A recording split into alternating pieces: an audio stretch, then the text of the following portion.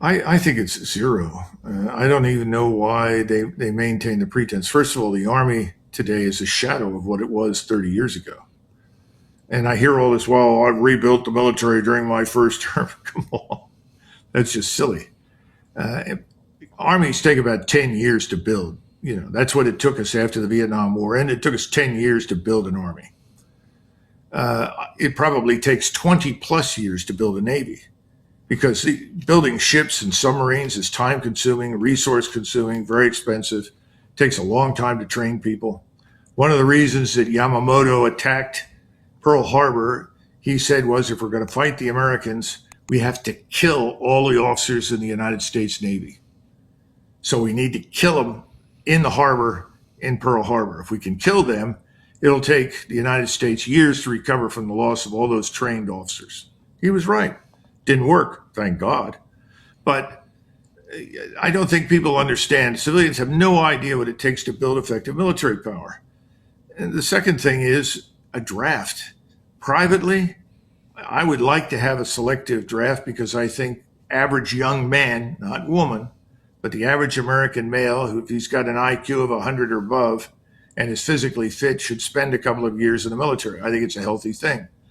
But that's not widely accepted in our country. We don't like it. The British never liked it. So the idea of this being something good is impossible to convince people to support. And if you go back, you lived through the Vietnam period, at least some of it. And as soon as Nixon ended the draft, suddenly all the demonstrations against the war went away. Now, there were some very sincere people who were against the war for all the right reasons. My point is, the vast majority just didn't want to go. Yeah. What's it going to be like now? Why are we going to Iran? Where is this place? How long is it going to take us to get there? And then we have to look at what's happened in eastern Ukraine. Warfare has changed. It's changed dramatically. We have persistent surveillance above. We can see everything everywhere all the time. We can target everything everywhere all the time. So where are you going to concentrate 200,000 or 300,000 men? How many ports are you going to get into? How soon are you going to be taken under effective ballistic missile attack? And we already know that however much money you spend on air and missile defense, it's not going to be good enough to deal with modern hypersonic missiles. Can't be done. So it's an accident and a disaster waiting to happen. We're not prepared for that. And the nation psychologically is not prepared for it because no one has sold anything to them. We haven't had any fireside chats from Donald Trump saying, I just want to spend a few minutes and explain to you why I'm doing what I'm doing. Have you ever heard that? No. So why would anybody go? Do you think it's possible, since you're describing a cul-de-sac, Box Canyon here, once again, do you think it's possible that nuclear weapons are used? If a nuclear weapon is used, it will be by Netanyahu and his government, not us. Yes, good. I met and talked with President Trump. I like President Trump personally. And you can say what you will about the man, but I see no evidence that he would be talked into that by Mr. Netanyahu. I just don't. I hope I'm not wrong, but I just don't see that happening. I also see little evidence that people at the top of the military establishment collectively would sign on for that. You might get a few. Unfortunately, most of them are airmen or in the Navy, but I don't think they would be very supportive. I think they'd say, is this really the right place, time, and reason? Yes. Because increasingly we view nuclear weapons as something that protects your territorial integrity. Everybody knows that if you try to invade the United States from Canada or Mexico, yeah, we'll nuke you. No question about it, right? But why would we do that with Iran? But Israel is different, as we've discussed. And the more desperate they become, if Iran does not submit, and I see no evidence that they will submit, the more likely that option could be embraced and employed. And that's why we started this, because you asked specifically about who has the authority. I hope President Trump does, but I don't think so. I think Mr. Netanyahu is going to do whatever Mr. Netanyahu wants to do. I mean, because we're implicated in that, and because the million odd Americans who live in the region and the energy interest there, and just like the fate of the world, are all part of this calculation, why wouldn't we bring him to heel and prevent that from How do you happening? do that? How do you do that? I mean, you're going to have all the people that put you into the White House, that spent billions on your campaigns, who gave you the power, and the Congress that is essentially being purchased by the lobby, not by the lobby directly, but by the Zionist billionaires that pour money into the process to get people elected. You know how that works. What are they going to do? Are any of them going to sober up and go to Trump and say, look, this has gone too far? I don't see any evidence for that. Before this started, we are now learning, and I think these are accurate reports, that members of the uniformed military understood, advisors to the president understood that this was not, the things we were promising we would achieve were not actually achievable, and that this was a very unwise course. They knew that. But apparently none of them threatened to resign if the president went forward. What do you think of that? Well, we have to understand something about the people in uniform. And I don't think we've ever had anybody that resigned in protest. The only one that I can think of who made his views on Vietnam heard was General Decker. He only served 2 years as chief of staff of the Army because McNamara went to Kennedy and said, he doesn't support our policy in Southeast Asia. He won't put any troops in.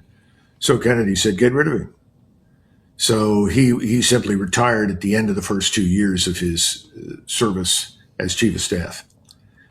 But we say in theory that, and this is something that goes back to Frederick the Great of Prussia, any officer whose conscience will not permit him to execute an order always has the right to refuse that order and resign his commission without prejudice.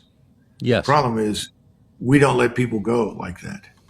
If General Kane were to go in and say, this is it, can't do this, I'm tendering my resignation, he loses his retirement benefits and his pension. Why? So if you're in the military and you do that, you lose whether you're a sergeant or whomever you are, the law says if you resign in protest over something, you don't get to keep your pension and you don't get to keep your benefits. So it's really not true. Now, when you move to the civilian side, the cabinet members, what's to stop them? Nothing. And that's where the resignations should take place. But that's the last place I would expect to see any. Yeah. Even though you and I know a couple of them and consider them friends, I don't see any evidence for that. And the theory is, interestingly enough, if I do this, I poison the waters against me for the rest of my life. If you're in the military, I'll never get a job after, I leave. No one will hire me in the defense establishment. No one will hire me anywhere. And the civilian says, well, I won't get any cushy jobs, no bank boards, no industrial, concerns. Nobody will have me around. It's a terrible thing because the ones who really have the flexibility to simply stand up and say, thank you very much, here's my resignation. I'm handing it to you right now. As of this moment, I resign as X. And you could walk out of the Oval Office and that's just fine. Instead, what will happen if we're going to project into the future is if we don't change course, we're going to escalate. We're going to double down. In other words, well, if the last 2,000 bombs and 800 missiles didn't do it, we'll drop 500,000 bombs and 200 more missiles. You understand? That's where we're headed. Double down, escalate, escalate, escalate. And then at some point, it's going to dawn on everybody, this has gone too far. This is dangerous. Either because the Russians make it clear they won't tolerate, or the Chinese, or both, or because they suddenly look in the United States and people have said, wait a minute, I can't put gas into my car. I don't have a job anymore. I mean, you just go down the list, economic catastrophe will visit us. Then all the heroic figures in the cabinet will say, oh, I resign. I never saw a more empty place than the West Wing of the White House and the Executive Office building right after the election in 2020. That's what you'd see. Everybody just says, "Oh, I'm out of here." Do you think, I mean, you're describing a system that doesn't serve the country it governs and that, moreover, has been revealed as useless, in fact, counterproductive. Like, everyone knows this isn't working now. You can't lie about it anymore. So does that mean we get a new system? Are there, after this war, however it's resolved, however it ends, do you think that there will be structural changes to the country? I think we have to anticipate something like that happening because government, federal government, is a big part of our lives. I listen to people all the time say, "Well, I want a smaller government." Well, check your mailbox. What are you getting in the mail? What's coming into your bank account? Yeah. How much of it is government? How much of it is federal? People don't realize that what is the percentage of gross domestic product now for the government? It's somewhere in the 30+%. Back in 1900, it was what, 2%? You go back before the Civil War, less than 1%. I mean, the government was there, but it wasn't a big feature of the economy and involved in our lives. General Sherman, and everybody's heard of Sherman and his Civil War service. He became commander of the United States Army. In those days, we didn't have a staff system, so he just was designated commander-in-chief, U.S. Army. And he was so frustrated with the corruption in Washington that without telling Grant, who was then president, he packed everybody in the War Department up and he went to St. Louis. He said, "I'm getting out of Washington." And when Grant found out, he said, "Oh my God." And he said, "Why did you do this?" And he said, "This is a cesspool. It is full of corruption. I hate those people." And finally, Grant persuaded his old friend, "You got to come back to Washington." And eventually he did. So this is not an entirely new problem. No. But in those days, the government was not what it is today. It's very intrusive. It's a source of wealth.